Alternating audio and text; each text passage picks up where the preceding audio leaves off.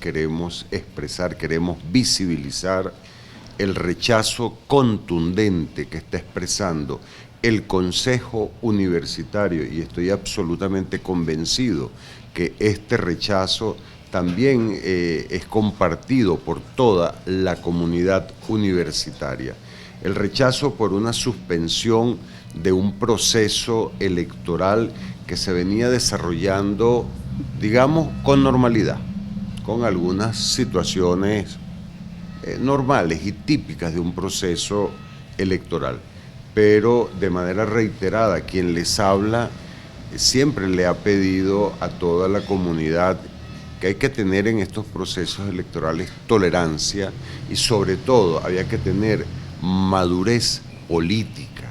Y esa madurez política pasaba por entender que necesitamos un proceso de elección, necesitamos un proceso de renovación de sus autoridades y que debíamos aprovechar la oportunidad que nos estaba brindando ese proceso electoral que se desarrolló en la Universidad Central de Venezuela, que como todos ustedes lo saben y porque así lo han manifestado algunas autoridades de la Universidad Central de Venezuela, fue producto de un acuerdo político.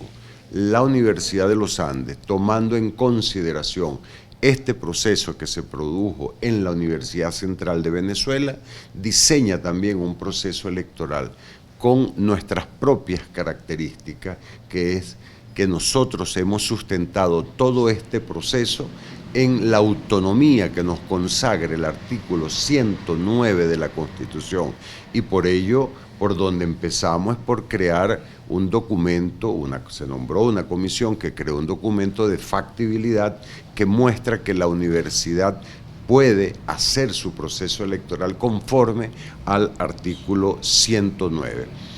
El rechazo es ¿por qué?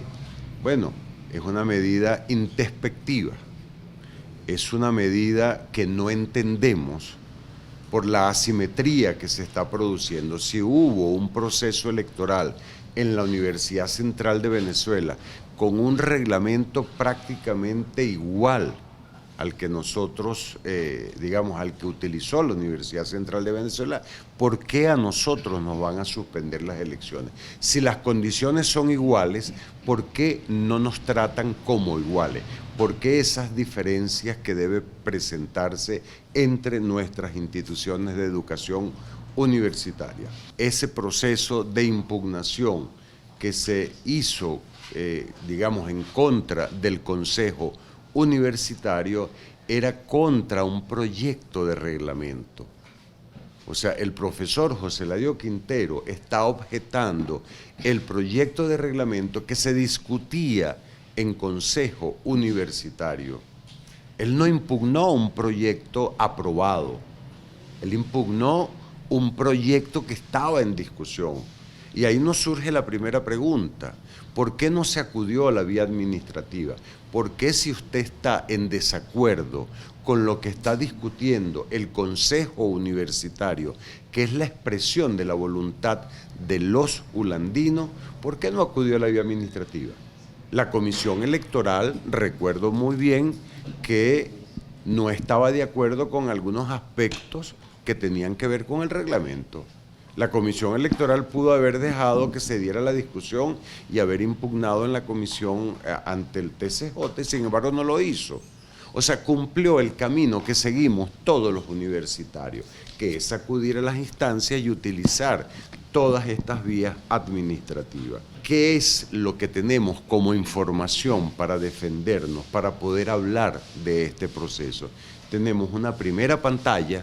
Lo que tenemos es una pantalla, es una información que aparece en una página web donde hay una impugnación contra un proyecto de reglamento. Y debo decirlo, el profesor José Eladio Quintero pedía una acción de amparo cautelar, que el mismo sea aceptado sin investigación sumaria, y que este amparo cautelar serviría para que cese la amenaza que él sentía que había en Consejo Universitario. Vale decir, si nosotros realmente nos atenemos a lo que fue impugnado, Él coloca su impugnación un 24 de octubre, nosotros aprobamos el reglamento el 30 de octubre, la decisión de la sala ha debido ser desestimar ese recurso, porque el objeto que él está atacando es un proyecto de reglamento.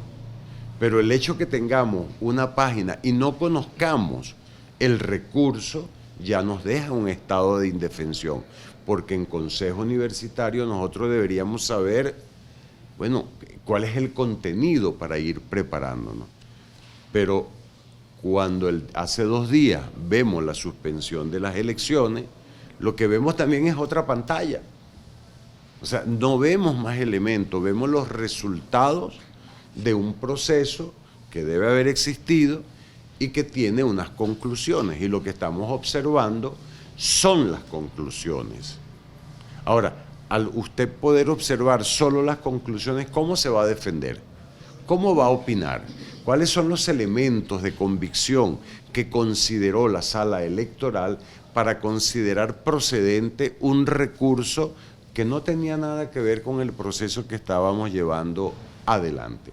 Esos son los elementos más importantes que nosotros estamos objetando. Y yo reitero, este rector que siempre ha manifestado que quiere elecciones, y lo he dicho de manera reiterada, este proceso electoral ha demostrado que ha sido perjudicial el hecho que estuviésemos tanto tiempo en el poder, y no por gusto, sino porque hubo una suspensión de elecciones en el año 2012 y nunca nos permitieron hacer elecciones.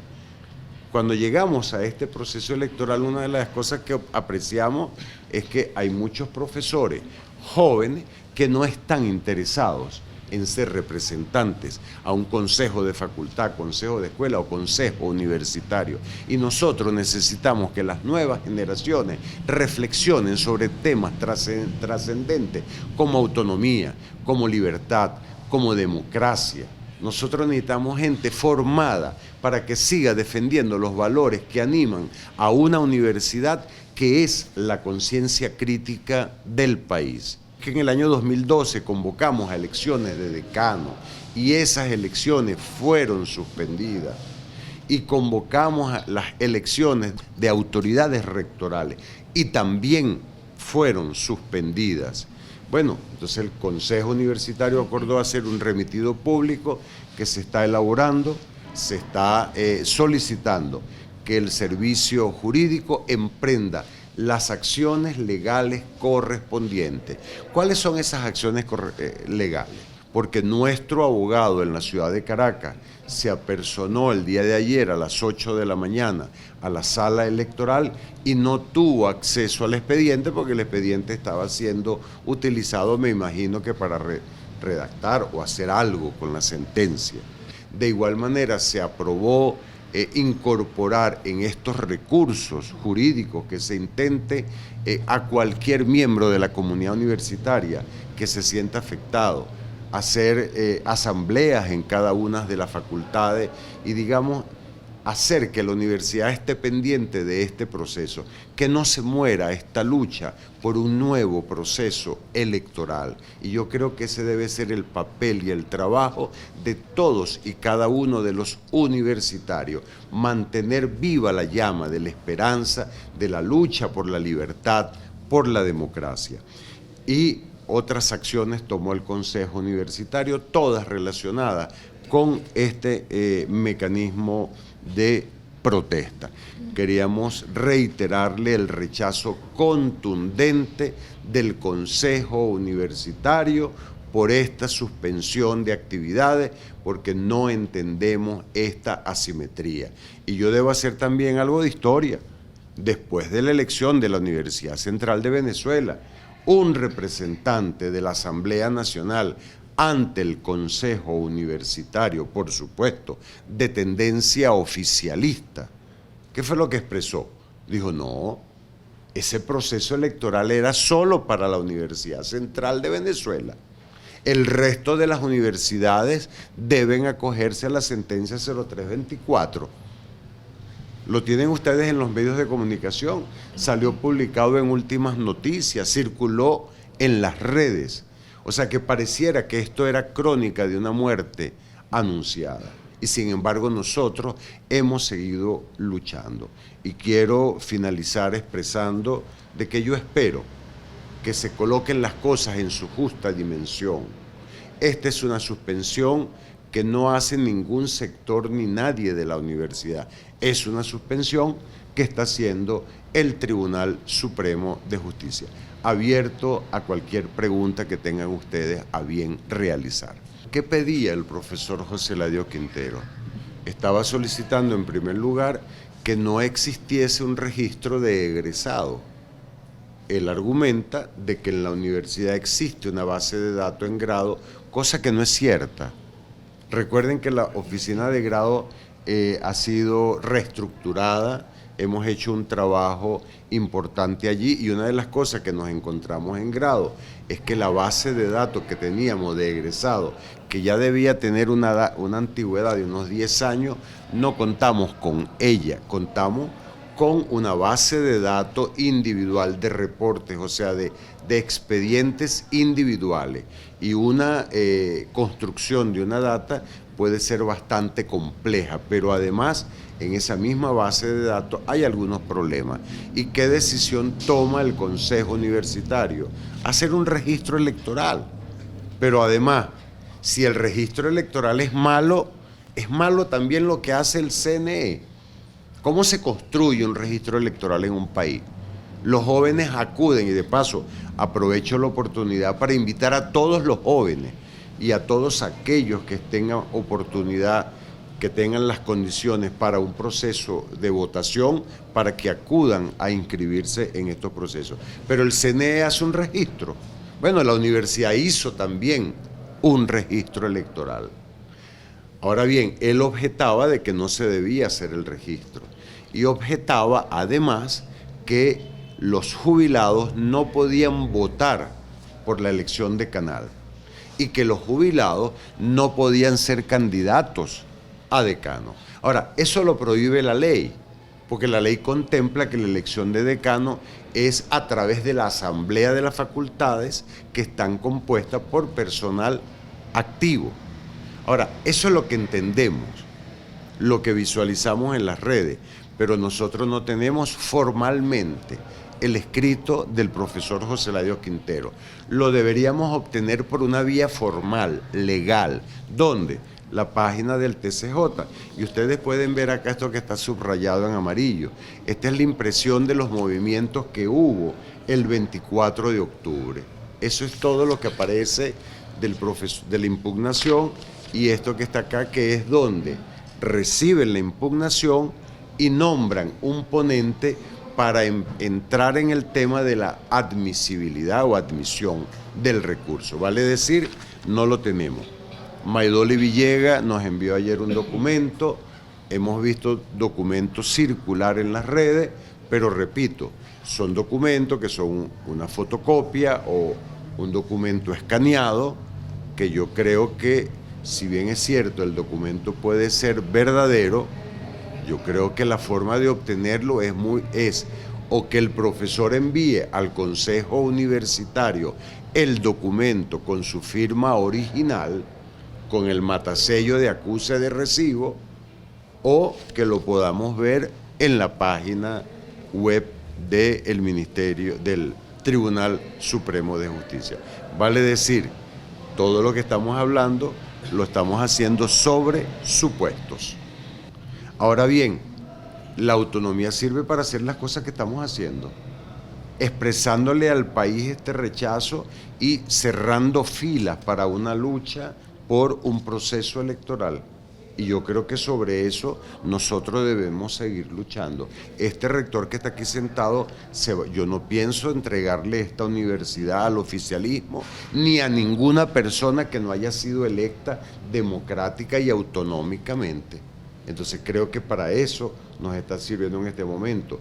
Pero yo repito, como lo he dicho muchas veces, nos han golpeado, nos quitan presupuestos, salarios de miseria, no tenemos protección social, no tenemos manera ni siquiera de manejar la nómina. El último zarpazo que le han producido a la Universidad de los Andes es que suspendieron el pago de incentivos que se le da a la gente que está en el tiempo de jubilarse y no se jubila, como son normas de permanencia, creo que se llama, o cláusula 32, y lo que se llama la cláusula 259 del Estatuto del Personal Docente, que son beneficios que existen, señores, desde hace décadas,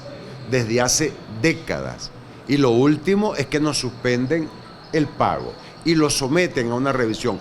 ¿Cómo usted va a someter a una revisión un derecho laboral que es progresivo y que es intangible? Ahí es donde tú sientes que están violentando nuestra autonomía universitaria. La Universidad de los Andes no tiene control sobre la nómina. La nómina se paga a través de un sistema patria. Y lo que decida un funcionario del sistema patria va a afectar a miles de universitarios. Recuerden que la nómina de esta universidad alcanza una cantidad cercana a las 12.000 personas. Entonces, eso es un poco lo que ocurrió cuando vimos la declaración de este representante en el CNU. Ya decíamos, algo debe estarse conversando en algún nivel del gobierno. Algo debe estarse conversando para que una persona oficialista, porque por sus hechos le conocerán, esté dando esas declaraciones.